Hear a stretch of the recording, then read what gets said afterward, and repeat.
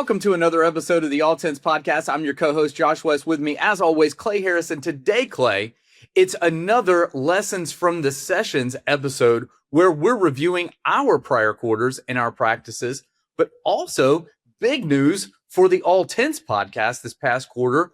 We've gotten our first sponsor.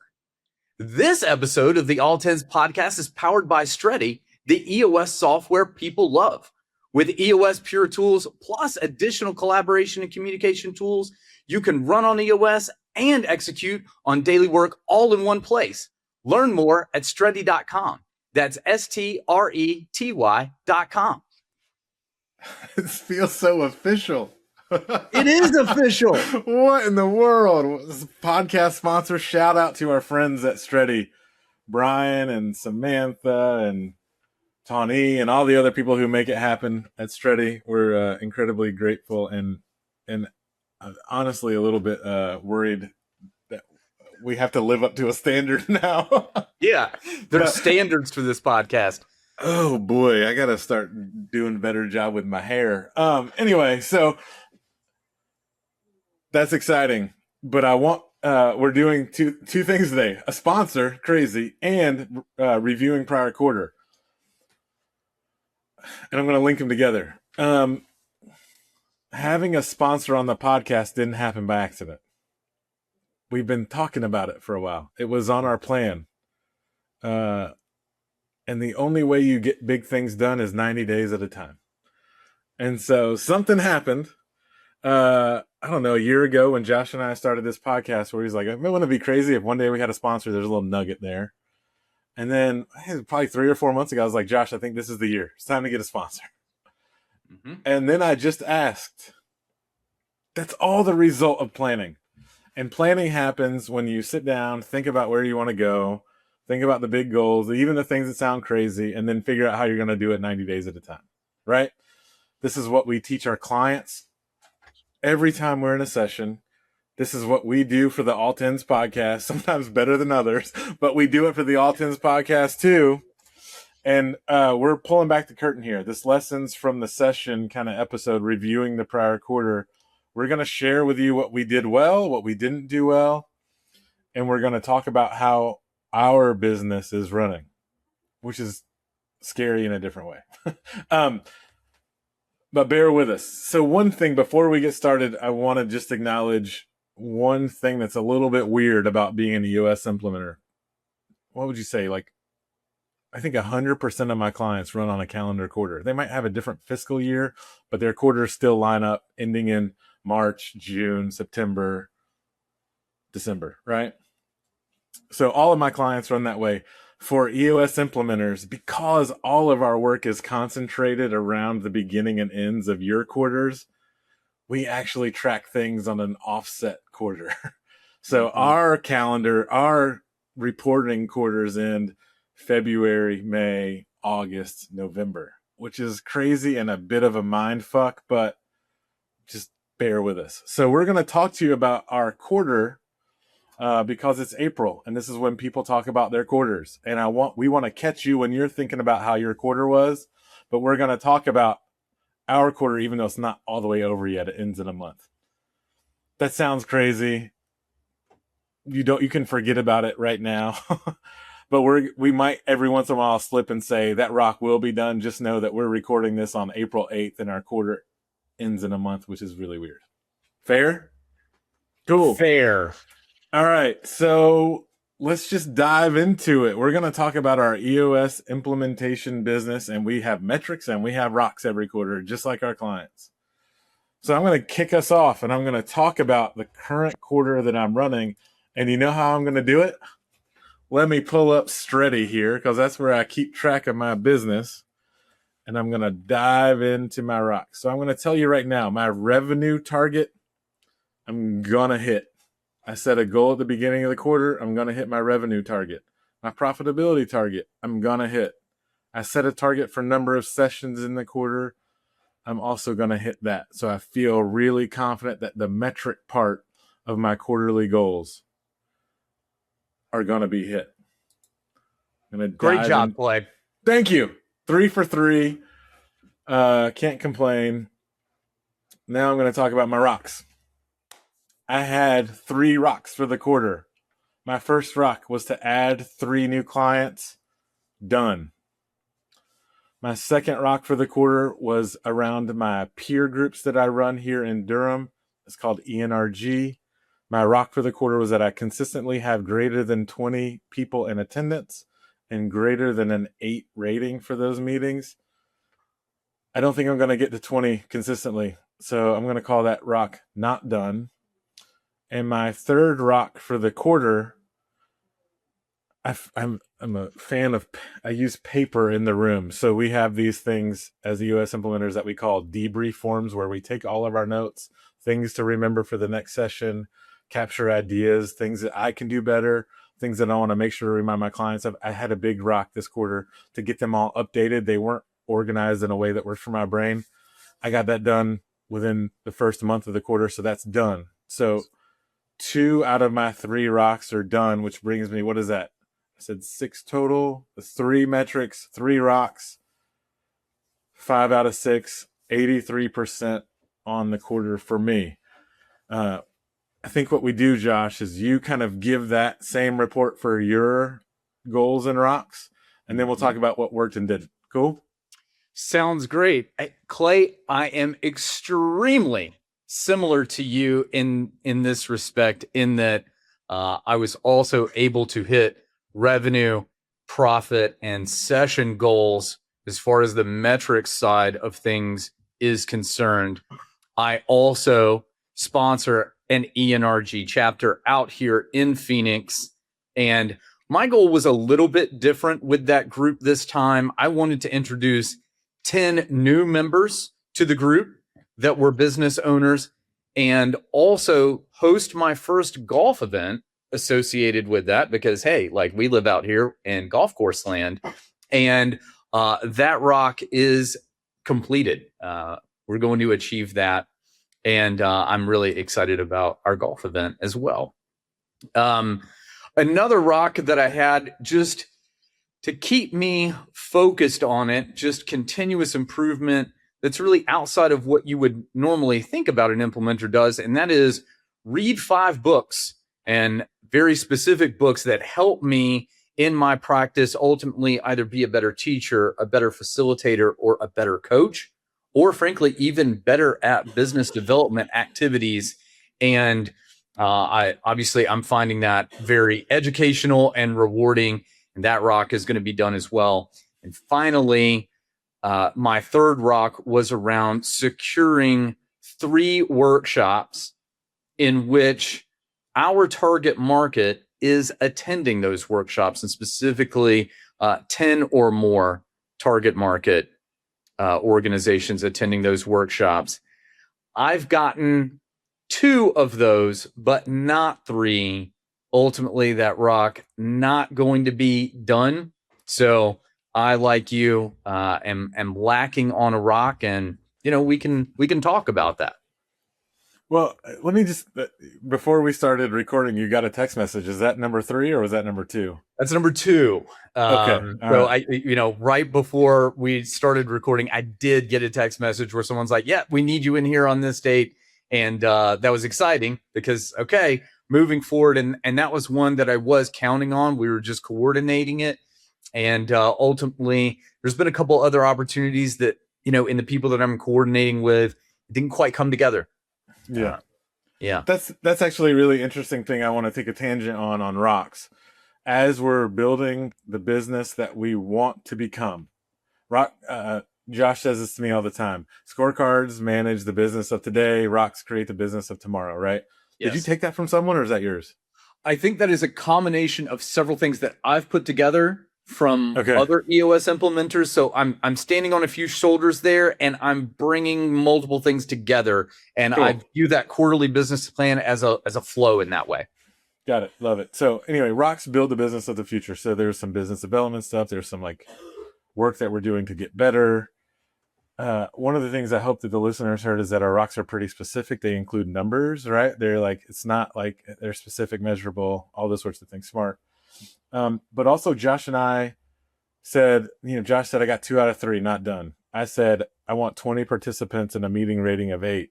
I think my average is 17 or 18 participants, and the meeting rating is like a 9 or a 10, but it's still not done. Right. And so we take a really kind of black or white approach to whether or not a rock is done, not to be punitive, not to be mean, but just to say, like, I made a commitment. I didn't get all the way there. I can do better. And I'm not going to, we aren't here to like make ourselves feel better. We're here to be like really tight adjudicators of whether or not we did the thing that we said we were going to do. So, like, just a quick tangent on how we think about rocks. When you run a marathon, if you quit at 25 miles, they don't give you a medal. Mm-hmm. We're here to win, not here to participate, right? So anyway, let's reflect on that. Go ahead, finish the thought. One thing I would add to that is, we also talk about the leadership abilities, one of them being the ability to predict. And when we write rocks, one of the prompts that I often use is we've set that future date 90 days into the future. So when we're solving a specific issue through a rock, or we want to accomplish a specific initiative, the question becomes, what is going to be true on that date? And that's essentially what we did. Is we said, in my case, I said, by this date, I will have secured and scheduled 3 workshops that meet that criteria. And so part of my reflection is, okay, like, not all is lost. I got 2. That's great, right? So positive things occurred. So the question here is, how can I be a better predictor in the future? Yeah. And that's a question that I think also a lot of teams that are running on iOS need to ask themselves is, anytime you don't get there, okay, what could we have done better? Yeah. How can we be better predictors next time? So let's do it. Let's do that for ourselves. Okay. All right. I'm just going to reflect on the quarter real quick. What worked well, what didn't work well. I'm going to be like really brutally honest here. I think on my metrics, I kind of knew it was coming. So I have good insight, but I didn't really push any. I in terms of revenue and profit, it's kind of, for us, it's baked in a little bit before the quarter starts because you've scheduled a bunch of sessions with your clients. So I kind of knew it was coming. And I don't, in thinking about that, I kind of put a number in that was based on what I knew was already there. It didn't require me to like put any urgency on booking like a new client this quarter. I did anyway, but I kind of think that if I were really pushing real hard, I might have made that number a little bit higher than what I knew was certain. So I feel a little bit on my metrics, I might have sandbagged a little bit, and I want to push a little bit next quarter.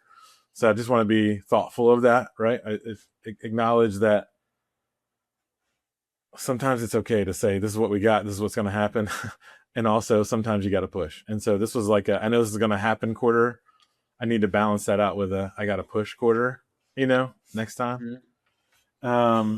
On my rocks, I'm proud of myself on the 3 new clients. I didn't have 3 new clients when I set the rock, and I got them. So that's pretty cool. On the debrief forms, it was like a pressing matter. I had to do it. I got it done really early. I front loaded the effort. I've been enjoying the fruits of that labor all quarter long with a debrief form that I love. And then on ENRG, man, the thing that's true about the peer energy, why do I keep energy? It's called energy. But the thing that's true about energy is that I've got 50 people registered, 50 members, and only like a third show up every time. And maybe a better kind of metric for me would have been like, how many registrants do I have? Because, man, so many people, and with valid reasons all the time, will say like, I'm sick this morning, or something came up. I'm in zero control over their day-to-day schedule, but I can drive registrants and I can manage the meeting rating. So maybe in that, when I was coming up that rock, I put something in there that like ultimately, I'm not sure I could have done much different to make them show up. I'm not going to make attendance mandatory, like what am I going to do? Like, but I did drive a bunch of registrations through social posts and all that kind of stuff, and running good meetings. More and more people are signing up to come to the meeting, whether or not they show up a little bit. Does that sound like I'm making an excuse? I don't know. No, because we can talk about the difference between a reason and an excuse really quick for our listeners. A reason is when you have done the work and you understand why you didn't get the result that you wanted. An excuse Yeah. is when you don't do the work and you don't understand why you didn't get the result that you wanted. I feel Right. like you've got a reason there and not an excuse on those definitions. Yeah. Yes. I'm just gonna grade my quarter real quick. I'm gonna give myself like a A minus. I feel good about the quarter. Okay. I I'm gonna give like that. myself an A minus. Yeah. I think you had a great quarter, and you also said something in there that I think is important that kind of leaks over into one of my rocks. And I debriefed with some other implementers recently about this one as well, and I think that it's also something that is poignant for our clients and our listeners. Is when particularly we're quantifying things, it's, do you have control over that thing? And for you, it was about registrants, not attendees. And you felt as though you had more control over taking the activities that would get registrants. Whether or not they wake up on the right side of the bed that morning and make it to the meeting is on them.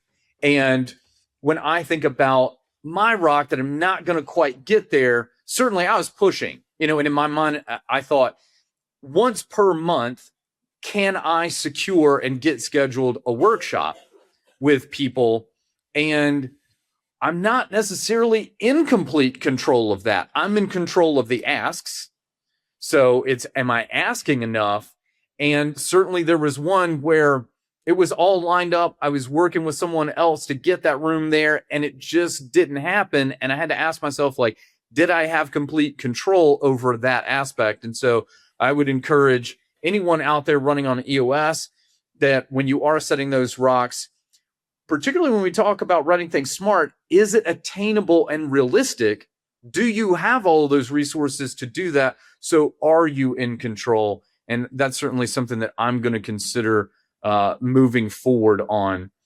As it pertains to my rock with respect to the Energy Peer Group meeting, I did take that as they've got to get in the room. And it has pushed me to take different activities, I think, because inviting them and making them the ask wasn't enough.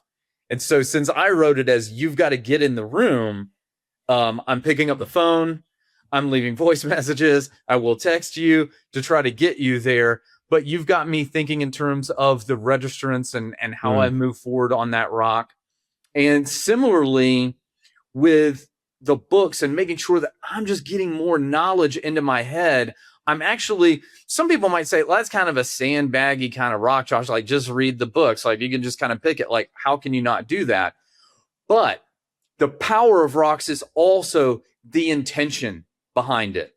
Because if I just put a stack of books here on my desk, I'm going to get through a couple in the quarter, but I'm going to do it at my convenience. When I turned it into a rock and I've got accountability and I'm answering inside of our peer group on a weekly basis for if my rocks are on track, then on Saturday afternoon, I'm not goofing off. I find myself picking up the book because it's the discipline of saying I made the commitment and I've got to do this in order to complete the rock. And by setting that, I'm definitely going to get more knowledge in my head as a result of Yeah. it. Any other reflections on your quarter, and are you going to grade yourself? I'm gonna give it a B plus. For me, like I want to just knock it out of the park if I'm going to get into that A range. And we talk about the path to mastery, and I feel as though if you think the day that you think you got it all figured out is the day you're off that path. And for me, just in this conversation, I'm learning even more nuanced things about things to consider, how to write my rocks better. And I think that also applies to all of our clients. It's a journey, not a destination. Seek to get better all of the time. Sounds like a good nugget. I think it's time to wrap up this episode. That was our quarterly recap. Any other things you want to share with the folks before we send them on their way? Maybe get Rusted Root to allow us to play their music. Yeah. To take us back to the top of the episode, I guess, like I'll have an inspired nugget here. if you don't ask the universe for it and you don't put it on a VTO and you don't want to take any actions toward any goals that you have, do you expect to ever really get there? So maybe we'll put Rusted Root on that old all tens VTO, and you might be hearing the soothing sounds of Take Me On My Way sooner rather than later. What do you got, Clay? I think I want to sing Rusted Root now, but yeah, I think that's right, man. When you write down your big dreams, you just do them 90 days at a time.